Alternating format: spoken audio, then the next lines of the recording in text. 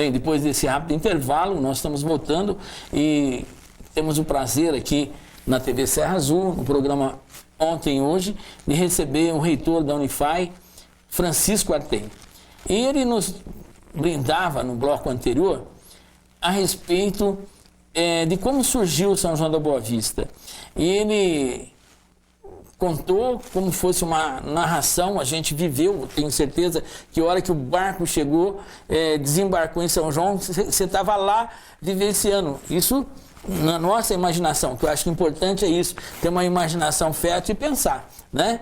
E como ficou depois que o Monsenhor Ramalho, João Ramalho, veio para São João. O João Ramalho é um homem poderosíssimo, rico, um homem dos mais ricos do estado de São Paulo. Ele tinha o comércio do sal, só ele podia negociar sal, e na época era um grande negócio. Então ele voltou para Mogi Mirim depois de enfrentar o Tobias de Aguiar e de vencer o Tobias de Aguiar, e lá ele encontrou uma oposição forte do Uchoa, que é quem vai dominar a política lá. Ele se vê expulso da sua própria cidade. Inclusive, o sobrinho dele, que era prefeito, foi preso, né? Tem uma série de outros detalhes, mas vamos ao que nos interessa. Ele vem, olha a Serra da Mantiqueira ali, hóspede do Tavares, e resolve, vou fazer uma cidade aqui. Como todos os amigos dele lá em Mogi Mirim estavam sendo perseguidos, ele chama todo mundo para morar nessa cidade. Ele distribui, porque ele consegue aquelas terras, né? Em volta da igreja catedral, distribui para os amigos deles construírem ali uma casa e eles começarem a fazer uma cidade. Tinha o padre da cidade, que era o Cigar, ele pede ajuda ao padre e eles vão cadastrando os eleitores. Na época os eleitores tinham que ser cadastrados, né? Então eles vão cadastrando os eleitores, enfim, dá origem a São João da Boa Vista. E como ele era João, talvez em homenagem a ele próprio, era o santo de devoção dele, ele monta aquela igreja e monta a igreja para João Batista, São João Batista. E dá o nome de São João à cidade. O pessoal da parte antiga, da parte de baixo, que eu estava nesse papo, nós começamos a explicar o atrito da parte de baixo com a parte de cima. Obviamente não gostou, né? Só que o Monsenhor João Ramalho era um homem forte, veio determinado. E falou, vou fundar uma igreja, vai ser São João e não será a igreja de Santo Antônio. E a antiga Rosário, né? A igreja do Rosário, um pouco mais para baixo na época, era em homenagem a Santo Antônio. E ele insiste em São João. E já começa um descontentamento dos moradores da parte baixa e da parte de cima. No dia 24 de junho, por isso que São João 24 de junho é aniversário da cidade, é a missa que vai inaugurar a igreja catedral. E João Ramalho, faltava 4 meses para assumir de senador, então ele queria inaugurar a igreja, ia para o Rio de Janeiro para ser senador, ia deixar aqui o padre Cigar.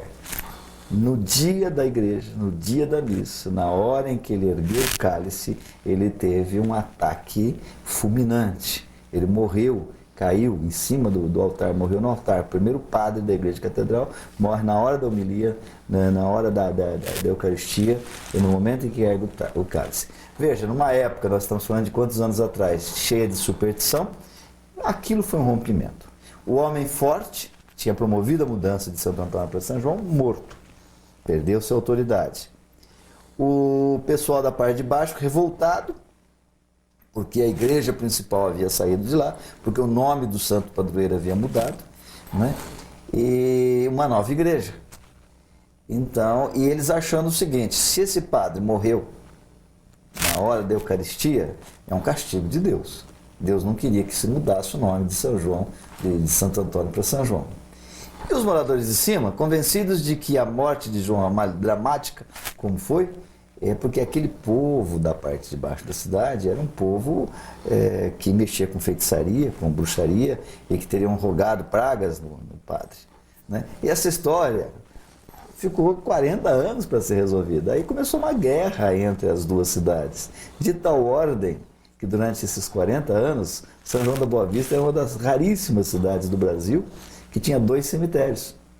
Os cemitérios para os moradores da parte de baixo que se recusaram, porque o cemitério sempre era construído ao lado da igreja, né? Já se encomendava a alma e já se enterrava, se sepultava ali. E os moradores da parte baixa não queriam enterrar seus mortos no novo cemitério. E os de cima não abriam mão. Então, 2 cidades isoladas, separadas ali por poucos metros, né? E muitas brigas, muitas mortes e tocaias, e uma história lindíssima, que é a história de São João da Boa Vista. Aí demorou alguns padres, só outro padre, José Valeriano, é que anos depois, 40 anos depois, veio até São João e conseguiu juntar todos. Unificar o pessoal. Conseguiu pacificar. Até aí, e vários padres também, eles vinham para cá e o povo sumia com esses padres, ameaçava. É uma história lindíssima de São João da Boa Vista. É bonita, que surgiu tudo, que nós começamos, essa conversa nossa surgiu, e essa narrativa sua, né, sobre São João, porque a gente, quando garoto, descia ali pro Pratinha, e ali, como ele falou, né? Nós pagamos os requisitos dessa briga, sem saber por quê. Então, mas, na verdade, o povo de baixo se combinava com o povo de cima. A gente brincava... 200 anos depois, nós vamos ter esse mesmo problema na cidade. E a gente brincava, assim, que a Pratinha era terra de índio, né? Putz, você falava isso, aí a briga, né? Hoje já esqueceram, a gente tem grandes amigos, muitos... estão aqui, outros já não estão, nem estão mais aqui, né? Misturou com a gente, mas misturou, porque São João hoje é uma cidade ordeira. Graças a Deus não tem esse tipo de rivalidade. Mas voltando ao passado novamente, você estudou no Teófilo de Andrade. No Teófilo de Andrade. E depois fez o Instituto de Educação. Que era uma escola, eu lembro que quando nós viemos para cá, para São João, com 7 anos de idade, 8 anos de idade, lá em Pontal, longe, né? Perto de Ribeirão Preto, todo mundo dizia ao meu pai, olha, põe as crianças, né, nós éramos em 8 irmãos, põe as crianças no Instituto de Educação. Era uma escola que tinha um nome no Brasil inteiro, uma escola respeitada. De grande prestígio. De grande prestígio. De modo que nós chegando para São João, meu pai nos matriculou, as minhas irmãs mais velhas já no Instituto, eu no Teófilo, depois fomos para o Instituto de Educação e nós vimos mesmo ainda um pouco daquela escola maravilhosa que era o Instituto, mas vimos também, tristemente, a decadência do Instituto. Eu assisti muito, minhas irmãs só pegaram o lado bom do Instituto, eu já peguei muito a decadência do Instituto, que foi, na verdade, a decadência do ensino público. Nós tínhamos um ensino público naquela época que era infinitamente melhor que o particular. Você só ia para uma escola particular quando você não tinha condições de passar na escola pública. Era o contrário. Era o inverso. Era o inverso. Mas nós tivemos tanto problema na educação, né, no Brasil, em São Paulo, que hoje, infelizmente, essa matemática mudou. Né? Hoje a escola pública é um vexame, né, uma tristeza. É o que nós temos assistido aí. Mas na época o Instituto era um grande instituto de educação. E lá no Instituto eu comecei a tomar gosto pela política, na verdade. Eu aprendi muito política ali. Eu participei muito ativamente da política estudantil. E tinha a época do Grêmio Augusto de Freitas, o Grêmio era um laboratório de políticos. Se você pegar na história de São João, vários políticos passaram por lá. Né? E eu me candidatei a presidente do Grêmio, fui eleito presidente do Grêmio. E ali foi uma maravilha, né? Eu tomei gosto pela coisa, né? A gente ia no Grêmio, fazia eventos, promovia reuniões e tínhamos um trabalho maravilhoso. E eu, presidente do Grêmio, eu lembro de uma eleição, o Jorge do bar, Jorge. O Jorge fazia parte da minha diretoria, o Jorginho, filho. Jorginho. Está em Itatiba hoje. Itatiba. E ele inventou de levar um primo dele, que era candidato a prefeito de São João, para falar com os estudantes.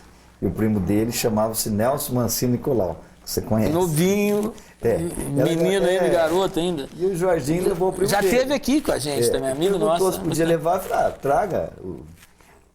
Zé, foi um problema aqui. Porque nós estávamos em plena época da ditadura, o Nelson vinha com uma proposta revolucionária, era contra a ditadura, e havia uma força opressora muito forte em São João. A nossa vida foi vasculhada, eu fui denunciado na época para o DOPS. Né? Foi um trabalho terrível. Que é uma outra história também que você deve saber com profundidade. Enchemos o Grêmio, ele falou para a rapaziada, ganhou o voto do mundo porque ele era muito moço, muito novo. Nós éramos o quê? 10 anos mais novo que o Nelson. Então ele tinha uma empatia maior com a juventude, né? E o Jorginho criou esse problema, né? A gente tem orgulho desse problema. Lógico, foi uma mudança dentro de São João. Mas para o Grêmio foi. Daí veio a ordem para fechar o Grêmio. Eu era presidente do Grêmio. O Grêmio funcionava ali nos porões da Caixa Econômica Federal. Olha, sim, muitos bailinhos, responsabilidade ping-pong. Eu acho que ninguém sabe. essa história de por que o Grêmio fechou? Não, eu fiquei sabendo agora. Foi esse episódio. Aí a Caixa Econômica Federal do governo, né? Na época você tinha o Maluf... Estadual, né? Estadual. O Maluf, governador do estado. Então eu não preciso contar o fim da história. Mandaram fechar o Grêmio. Simplesmente mandaram fechar da noite pro dia. E nós, muito abestados, né? Uma molecada abestada, né? Resolvemos resistir. Olha. Nós não fechamos o Grêmio. Eles pediam a chave, a gente entregava uma chave falsa e abria no sábado e domingo as portas do Grêmio. Resultado, meu pai, tadinho, acabou indo no DOPS, ameaçaram meu pai, me ameaçaram e...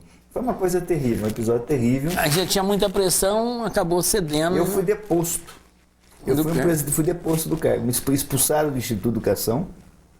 Eu fui expulso do Instituto. Do Instituto? Do Instituto de Educação. Porque eram os estudantes... Os líderes, né? E os estudantes não tinham como eles fecharem o Grêmio.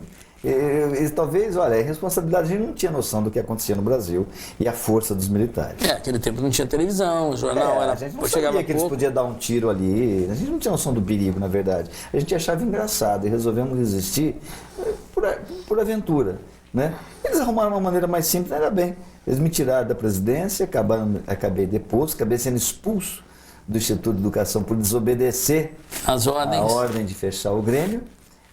Fiquei desamparado, não sabiam como é que fechar, tive que terminar, voltar para Pontal, numa escola lá me aceitar e eu terminar o hoje segundo grau lá, e o Grêmio acabou aí nesse episódio. Nossa, eu não sabia disso, porque era tão gostoso o Grêmio, né? E ninguém sabe por que terminou. Então, tinha um cantinho lá que era ping-pong, tinha uns bailinhos, né? E na verdade o Grêmio já estava proibido, tinha 2 Grêmios tinham sobrevivido, lembra? Os militares... O Elcio Mendes Coutinho. Em 1970... os militares já tinham proibido grêmios. O nosso resistiu, o de São João e de Rio Claro. Então eu acho até que a história do Grêmio tinha que ser contada. O Instituto de Educação precisava saber mais detalhes dessa história. Ah, sim. E o programa nosso é para isso também, né? Essa história do Grêmio. Essa história é uma história bonita, engraçada, de uma molecada irresponsável, como toda molecada, né? Mas mostra a truculência do poder, mostra o período que nós estávamos passando. É uma história bonita que dá pra gente contar. Que foi vivida, né? Que foi vivida, né? Mas nós vamos para um rápido intervalo. Nosso papo está gostoso, bem descontraído. Você está aí se deliciando com com a nossa conversa, né? E esse bate-papo tranquilo aqui do Artem. E não sabia por que fechou o Grêmio. Do Instituto de Educação, que era Grêmio América Zelato? Não, o América Zelato era do Escola de Comércio, né? O nosso era Grêmio Augusto de Freitas, o GAF. Ah, correto. Aí, ó. A gente acaba aprendendo um pouco mais. Então nós vamos para um rápido intervalo, voltamos já já.